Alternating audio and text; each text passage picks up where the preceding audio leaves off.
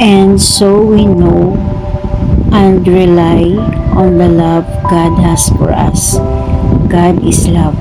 Whoever lives in love lives in God, and God in them. 1 John 4 verse 16. God's love for us is unfathomable and unconditional. Through His love, we experience healing, restoration, and a sense of belonging. No matter what we face, God's love never wavers, and it is the foundation of our faith and life. Let us pray. Lord, help me to fully embrace and understand your love for me. Strengthen me to love others as you love them.